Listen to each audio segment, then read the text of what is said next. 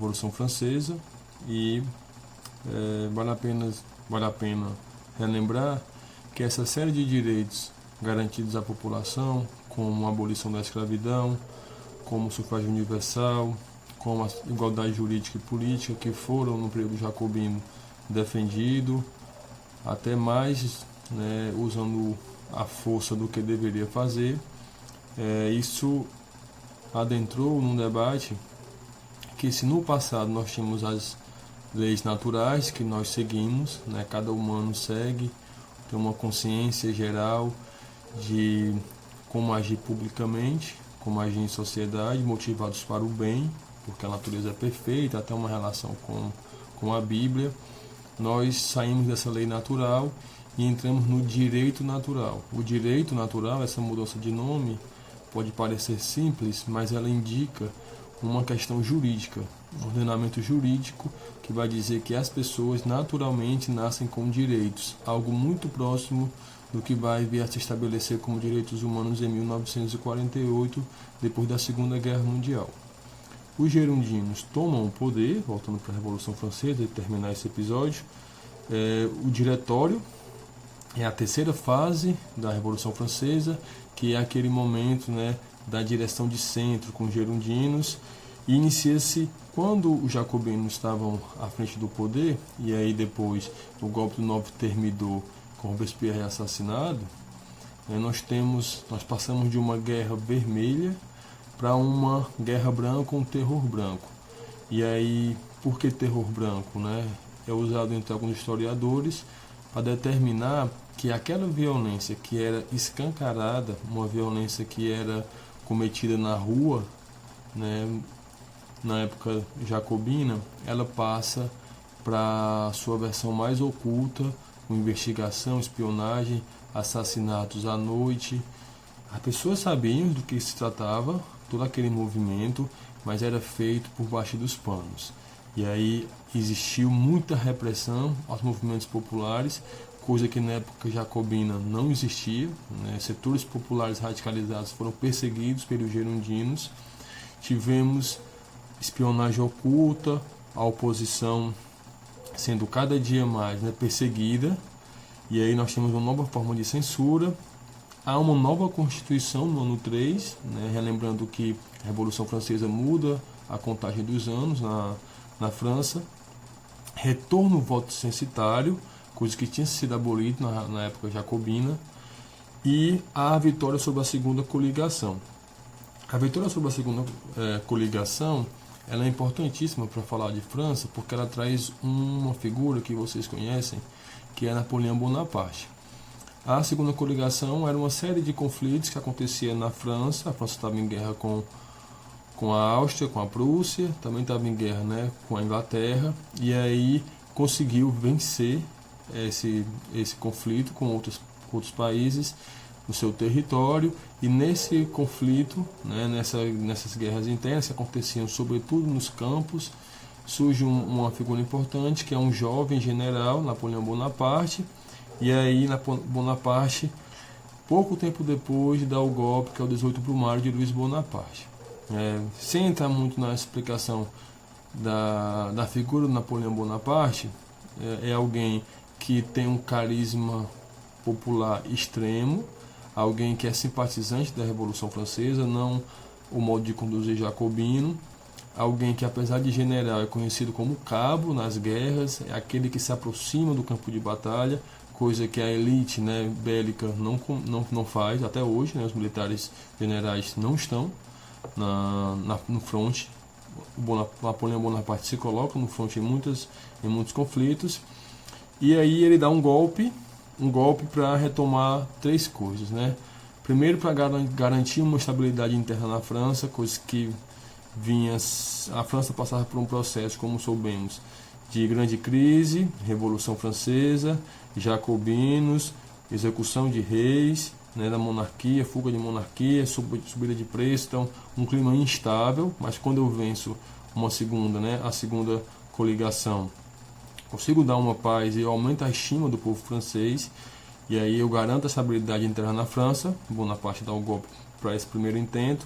Segundo intento, garantir a estabilidade externa. A França conta com, na época, o maior contingente de soldados em terra, e aí, né, avisa para os adversários externos que a França é muito forte, então você não venha me atacar.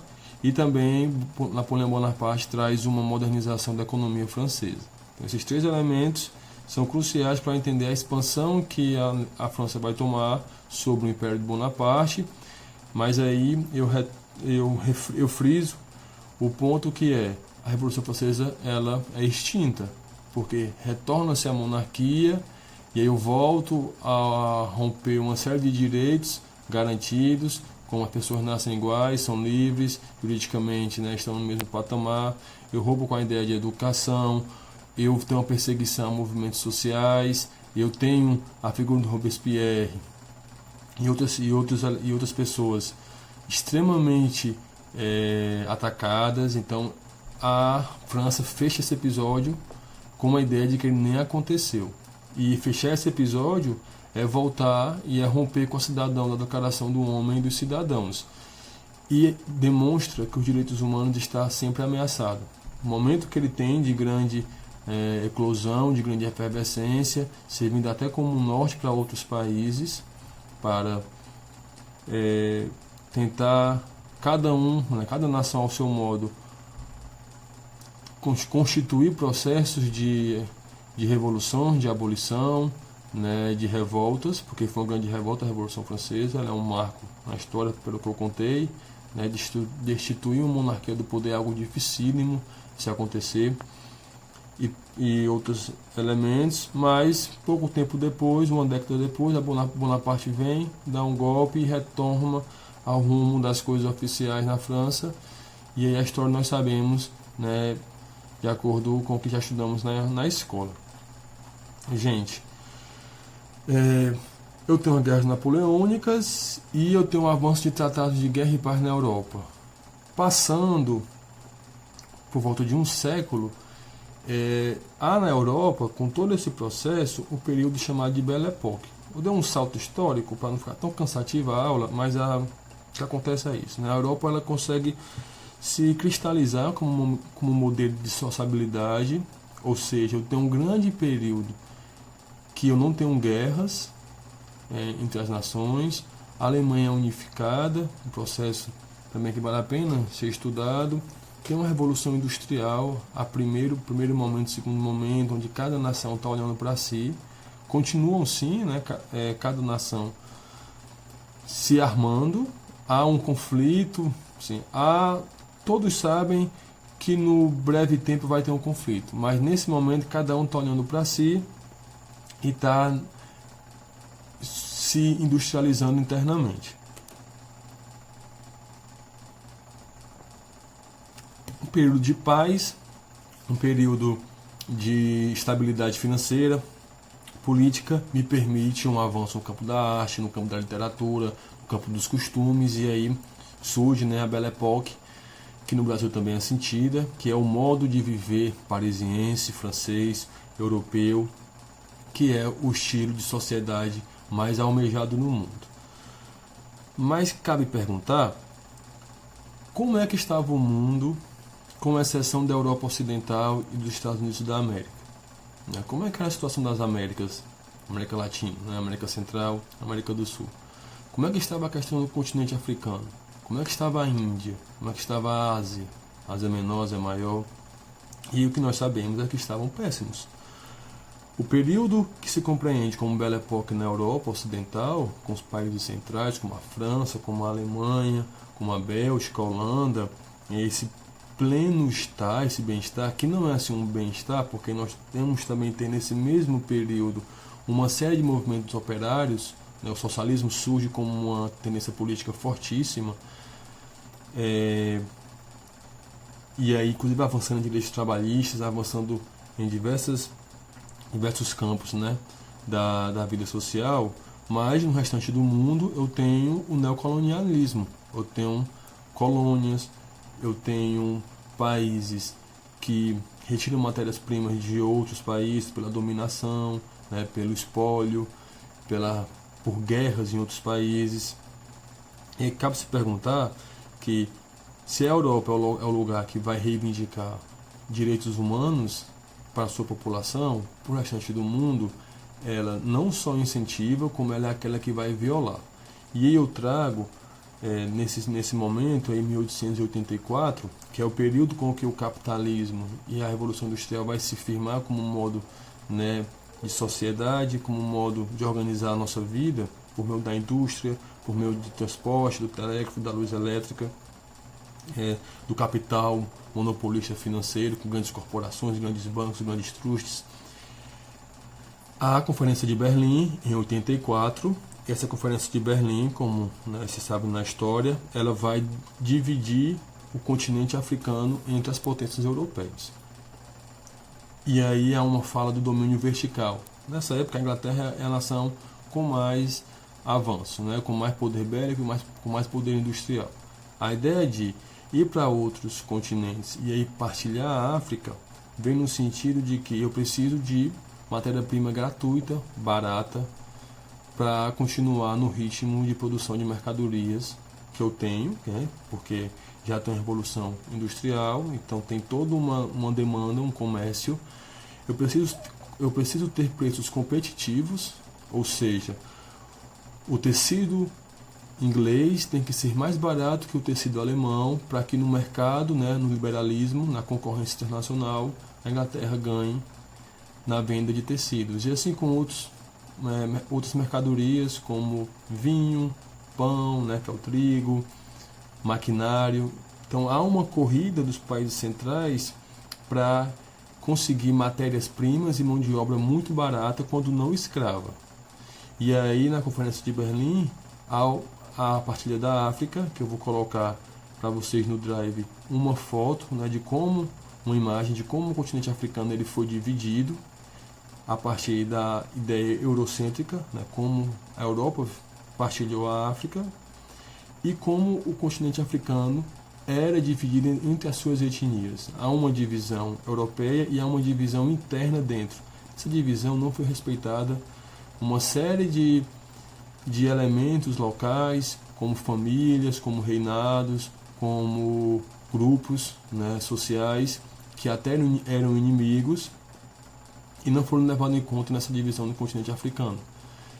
Nesse momento, né, há no mundo não apenas a divisão do continente africano e a ida para a Ásia, entre a Índia, que a gente vai já chegar também na figura do Gandhi, entra na Ásia, entra a China, o Japão, eu tenho também na América, eu tenho o México, eu tenho a América Central, nos Estados Unidos da América, né, tomando esses territórios, avançando. E nesse mesmo momento de dominação territorial, divido o Congo, divido a África do Sul, divido a Rodésia, divido a Costa do Marfim entre algumas nações da Europa, e aí eu divido, né, colocando exército lá, trazendo famílias para dominarem a política, elejo grupos locais que são próximos a mim, porque, né, eu tenho no continente africano grupos que detinham o poder, e esses grupos locais que detinham o poder se aliam a outros grupos europeus, não porque eram contra o seu povo, né? Não eram traidores da pátria. Mas nós temos em todos os lugares do mundo, e no continente africano não é diferente, nós temos grupos que pouco se importam com a qualidade de vida da sua população, como é no Brasil, como é na Inglaterra, como é nos Estados Unidos, como é na Coreia do Sul. E aí houve um estudo das potências europeias de se aproximar daqueles grupos, de dominar alguns grupos, seja por meio de acordos comerciais, onde a Europa com certeza sairia vencedora bem mais, e aí foi-se, né, minando e foi-se dominando territorialmente, politicamente todo o continente africano. Dentro dessa expansão econômica e territorial, há algumas questões culturais que vão validar essa expansão, e essas questões culturais, esses pensamentos, eles vão atacar fortemente os direitos humanos, que é, né, eu tenho primeiro o darwinismo social. O darwinismo social vai dizer que As sociedades elas estão evoluindo e o continente europeu é aquele que está no seu estágio mais avançado de evolução. Então, todos os outros continentes, todas as outras partes do globo terrestre devem se basear pela forma de organização da vida europeia. E como eles são crianças dentro da evolução e até nem são humanos, né, eu tenho aí o racismo predominantemente forte e até justificado dentro da ciência. Para nós termos uma ideia, nessa época, em 1800, 1914, 1920, existia uma questão jurídica de analisar os crimes de acordo com o tamanho do seu crânio. Então, pessoas que tinham um crânio com formato A eram mais propensas a cometer crimes de tal característica. Pessoas que tinham um crânio menor não cometeriam tais crimes. Então, eu criei toda uma ciência, toda uma forma de explicar os conflitos sociais por meio do conceito de raça, de forma equivocada, de forma anti-direitos humanos. Então, o darwinismo social vai dizer isso. Há populações que estão atrasadas e a gente, né, que é o fardo do homem branco, que é o Rudyard Kipling que vai descrever isso, que o homem branco é quem vai levar a evolução das sociedades, o progresso, o modernismo para outra parte do mundo, e isso é um fardo mesmo.